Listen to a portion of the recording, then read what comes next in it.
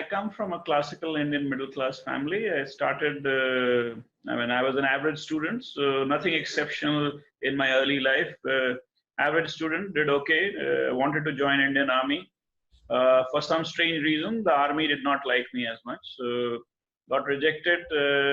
And then I went to an institute called Indian Institute of Forest Management, where I learned a little bit about management, a little bit about forestry.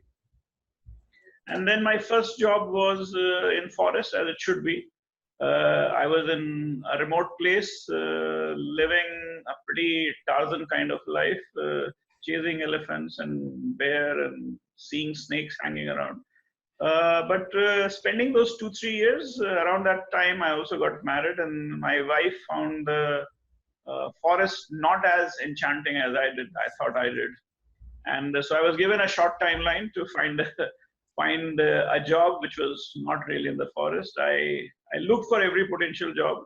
With great difficulty, I moved to a research association or research associate position at Indian Institute of Management, Ahmedabad. It's a premier management institute in India. And while doing research, I realized I was not cut out to actually sit and type papers in one place. So I was very clear I can't do research for the rest of my life. I stayed there for 7-8 months, and then I quit. As I was quitting, and I had no clue of where I was going, I was told that government of Gujarat, which is the state in which I was there in India, was considering setting up an incubator, and they were looking for people who will join there. I was advised to apply there. I made an application, and through a lot of luck, some bit of pluck, the government decided to appoint me as the CEO of that institution. Now, it may sound, and I was 26 years old, so it was a fascinating position to get a designation of CEO, even though in reality, it didn't mean much. Effectively, I was given roughly around $100,000 at that exchange rate. And my job was to actually convert ideas of farmers into businesses. I worked on that for 4 years. I was working with a very strong board. I had a lot of access. What I learned is if you're trying to change rural Gujarat, which is part of rural India, people are looking for capital that can take risk. And there is a massive deficit of talent, because generally capital and talent moves from rural to urban. It doesn't, expecting capital and talent to move to a rural area is like expecting water to go up the hill.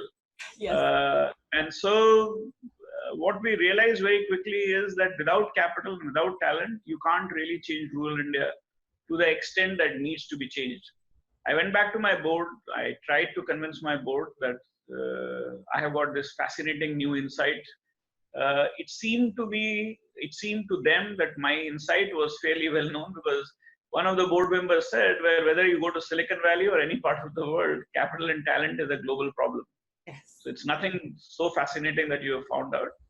I felt that my board doesn't listen to what my point of view was, and in a bit of a huff, and it's not something that you would want to do, I quit my job. And then I realized I have $100, but I had made up my mind I will set up a venture fund that will offer capital, a high risk capital, to rural India. And I'll also inspire young people to join and play an entrepreneurial role with rural India.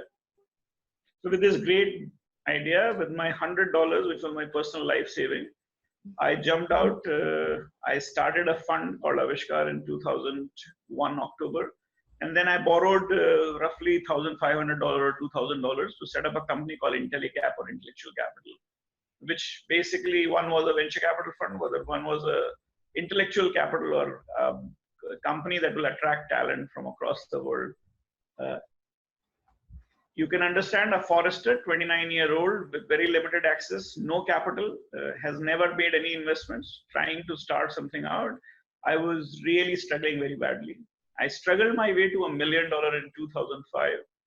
By that time, I had learned few things, and these are critical learning journeys for me. I was able to survive between 2001 and 2005 because I was able to bring my conviction in my own ideas to the fore. So I said, this is what the market needs, and I genuinely believed in it. So I put my best foot forward to make it happen. But my limitation started once I actually took that audacious or high risk decision. The second challenge that I faced was surviving my conviction with no money, no capital, and no backing.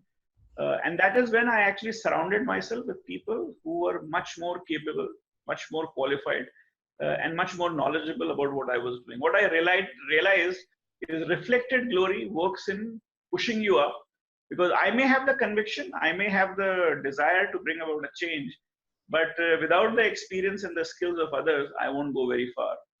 The third thing which was my experience between 2001 and 2005 was that I was a nice guy and I was trying to help other nice people, trying to create a business in the process that will make a difference to the lives of the poor. This is a very complicated way of doing anything.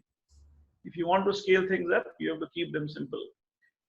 So the first thing I did was I took out the nice in me and I started focusing on the business rather than the idea of helping poor people. Because if my business was ingrained, has the habit ingrained that it will help the poor people, then my focus should be making the business work.